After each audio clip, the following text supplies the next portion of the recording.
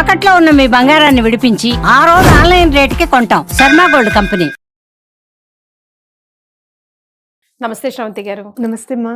శ్రవంతి గారు, గ్రహణం వస్తుంది, అదే రోజు హోలీ పౌర్ణమి కూడా అవుతుంది కదా. సో అఫ్ కోర్స్ మనకి లేదు అని చెప్తున్నారు, కాకపోతే మనకి లేకపోయినా కూడా ఎఫెక్ట్స్ మాత్రం ఉంటాయి.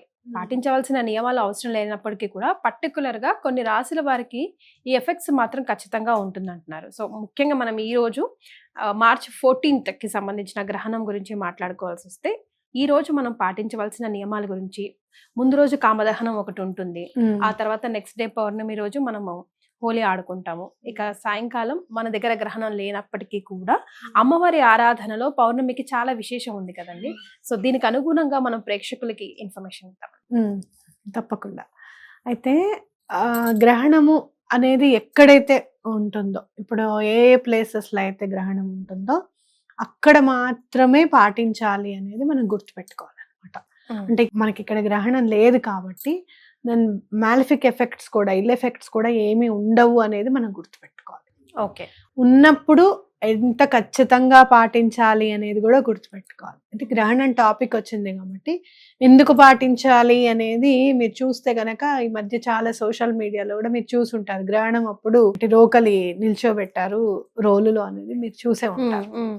అంటే గ్రావిటేషనల్ ఫోర్స్ అనేది ఏ విధంగా ఉంటుంది అనేది ఇది మనం ఖచ్చితంగా ప్రూఫ్ చూసుకోవచ్చు.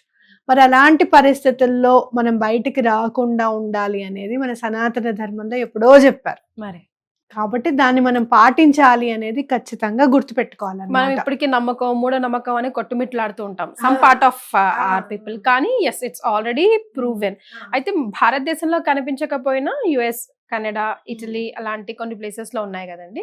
సో అక్కడ కూడా ఇప్పుడు క్వశ్చన్ ఎందుకు వచ్చింది, టాపిక్ ఎందుకు వచ్చింది, మరి ఇక్కడ లేనప్పుడు ఎందుకు చేస్తున్నారు అని అంటే, మన భారతదేశ వాసులు అక్కడ కూడా ఉన్నారు కాబట్టి వాళ్ళకు కూడా మనం గుర్తు చేయాల్సిన అవసరం ఉంది కాబట్టి. ప్రవాస భారతీయులందరూ కూడా గ్రహణం ఎక్కడైతే మీరు ఉన్న ప్లేసెస్ లో గనక గ్రహణం ఉంటే గనక తప్పకుండా పాటించాలి.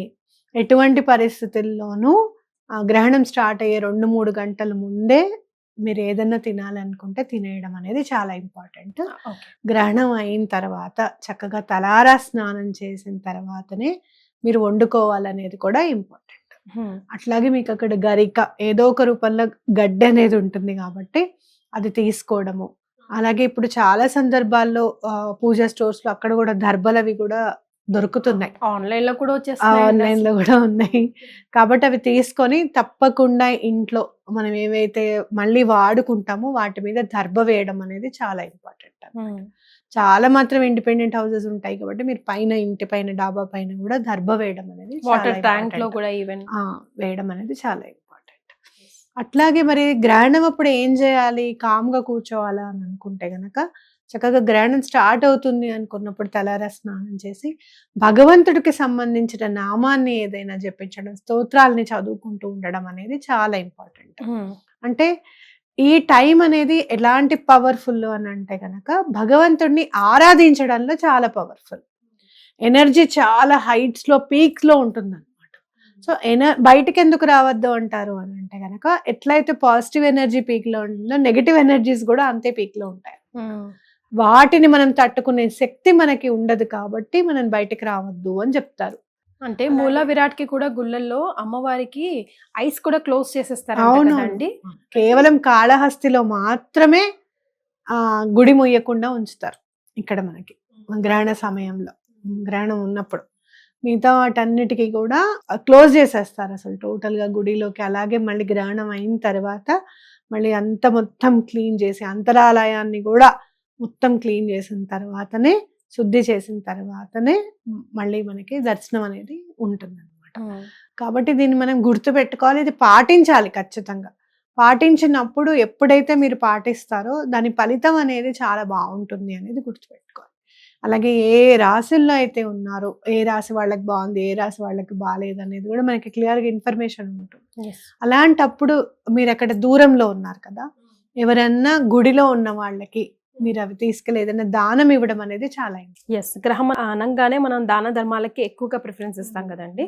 సో ముఖ్యంగా ఈ చంద్రగ్రహణానికి ఎలాంటి దాన ధర్మాలు ఇస్తే బాగుంటుంది అంటారు? అది కూడా రాసుల ప్రకారం ఉంటాయా లేకపోతే కామన్ గా? కామన్ గా అయినా కూడా ఎవరైనా కూడా చక్కగా ఒక వెండి బిళ్ళని తీసుకొని, వెండి కాయిన్స్ దొరుకుతాయి కదా, అవి తీసుకొని, ఏవైతే లక్ష్మీ అమ్మవారు అవి ఉన్నవి కాకుండా ప్లెయిన్వి దొరికితే మరీ మంచిది. ఓకే, అవి తీసుకొని కొంచెం వెండి ముక్క కానివ్వండి, కొంచెం బియ్యంలో ఆ వెండి ముక్కను పెట్టి దానం చేస్తే చాలా మంచిది అన్నమాట. అట్లాగే చెంబు కూడా, కాపర్ చెంబులో బియ్యాన్ని నింపేసేసి దాని మీద కొంచెం ఫలము పుష్పం అన్ని పెడతాం కదా, కొంచెం వెండి కాయిన్ కూడా పెట్టి బ్రాహ్మడికి దానం వేస్తే చాలా మంచిది.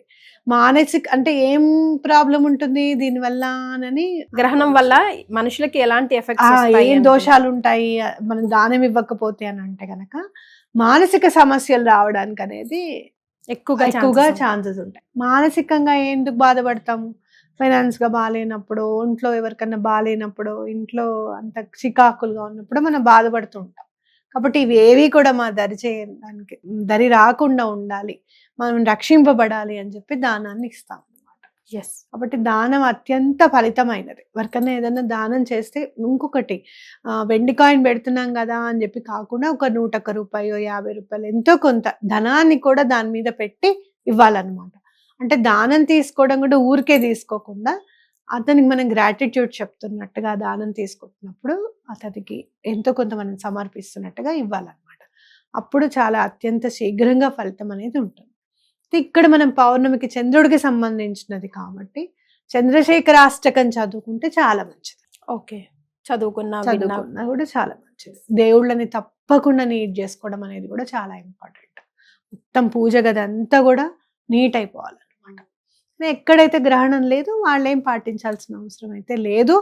అలాగే వాళ్ళు ఏమి కూడా దానాలు ఇవ్వవలసింది కూడా ఏం లేదు. ఎక్కడైతే మనకు ఉంటుందో అక్కడ మాత్రమే ఆ ఎఫెక్ట్స్ ఉంటాయి. విధి విధానాలన్నీ కూడా అక్కడ మాత్రమే పాటించాలి.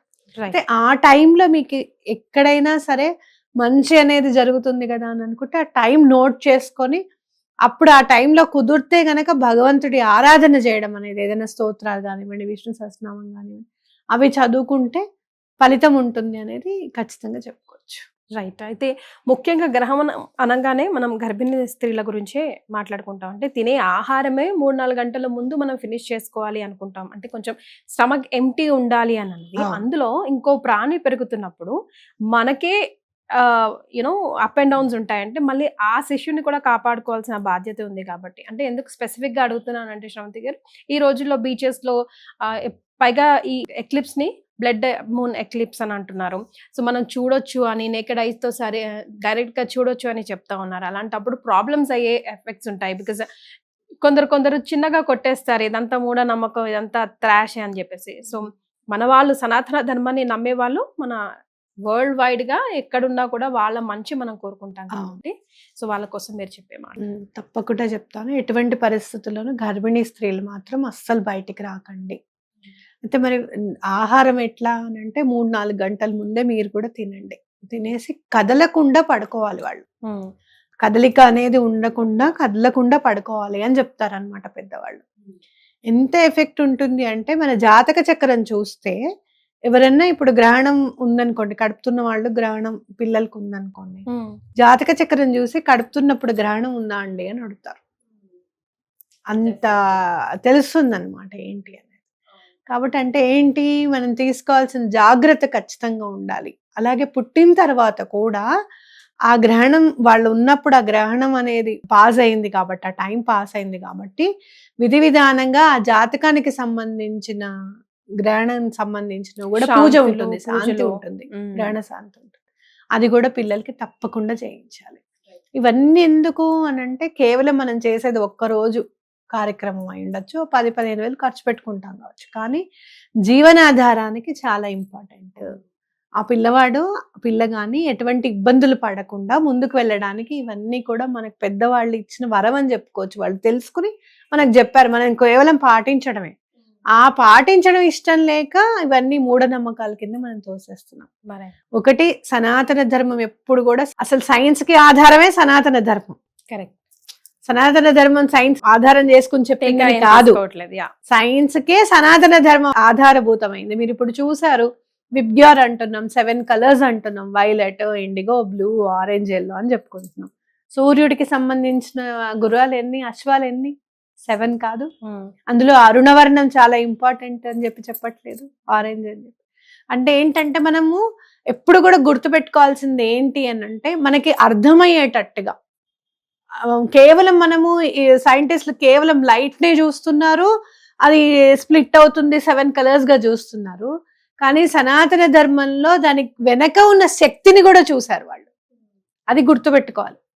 ఓకే, సో అంతటి వాళ్ళు దీన్ని డిజైన్ చేశారు. గ్రహణం అప్పుడు ఇది చెయ్యాలి, ఇలా ఉండాలి, దీని తర్వాత ఇలా పాటించాలి అని అన్నారు అని అంటే వాళ్ళు ఎంత చూసి ఉంటారు అనేది మీ మనోనేత్రంతో చూడాల్సిన పాయింట్ ఇక్కడ.